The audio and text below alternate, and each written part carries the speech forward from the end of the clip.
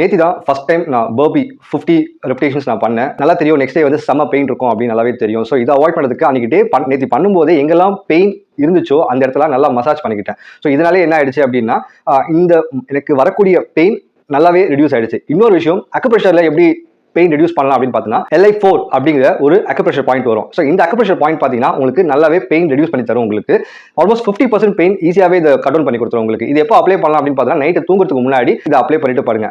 இன்னொரு விஷயம் நான் என்ன ஆட் பண்ணுவேன் அப்படின்னு பார்த்தீங்கன்னா, நான் கிட்டத்தட்ட ஒரு 1 இயருக்கு முன்னாடி நான் கற்றுக்கிட்டது ஏஞ்சல் தெரப்பி அப்படிங்கிற ஒரு தெரப்பி நான் கற்றுக்கிட்டேன். இதில் வந்து சக்ரா பேலன்சிங் மெடிடேஷன் அப்படின்னு ஒன்று இருக்குது. ஓகே, இது வந்து சக்ராஸை எப்படி பேலன்ஸ் பண்ணணும் அப்படிங்கிற ஒரு மெடிடேஷன் இருக்குது. ஸோ இதை நான் என்ன பண்ணலாம், தூங்குறதுக்கு முன்னாடி பண்ணிடுவேன். ஸோ இது என்ன பண்ணும் அப்படின்னு பார்த்தீங்கன்னா நமக்கு ஒரு கிளாரிட்டி ஆஃப் தாட் கொடுக்கும். ப்ரோகாஸ்டினேட் பண்ணாமல் நம்மளை பார்த்துக்கும். காலையில் எழுந்துட்டு ஒரு சாக்கு போக்கு சொல்லிட்டு இல்லை வேண்டாம் எனக்கு இன்னைக்கு டயர்டாக இருக்குது நாளைக்கு பார்த்துக்கலாம் அப்படிங்கிற ஒரு சாக்கு எக்ஸ்கியூஸ் சொல்கிறத வந்து இந்த மெடிடேஷன் கட்டாயம் அவாய்ட் பண்ணும். Meditation any form of meditation நீங்கள் பண்ணிக்கிட்டாலே போதும்.